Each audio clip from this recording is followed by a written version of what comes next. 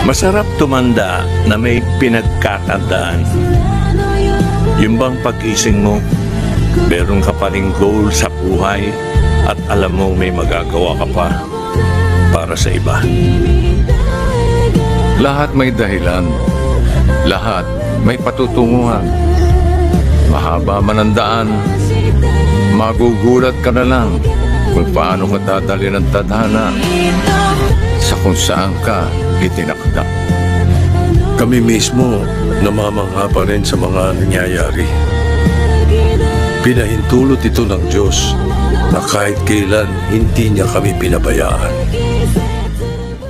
Boy, tuloy-tuloy mo lang yung pagdadasal mo kasi pag inumpisahan na yung blessing o yung panalangin mo ibinigay sa'yo, ang susunod mong gagawin ay gagawa ka ng kabutihan para yung mga blessing tuloy-tuloy na papasok sa inyo. At lalong-lalo na yung pagtulong sa magulang, napaka-importante niyan. Kahit hindi mo matulungan yung ibang tao, kahit hindi mo matulungan yung mga kamag-anak mo, pero yung magulang na nagsilang sa'yo, tuloy-tuloy mo lang yan.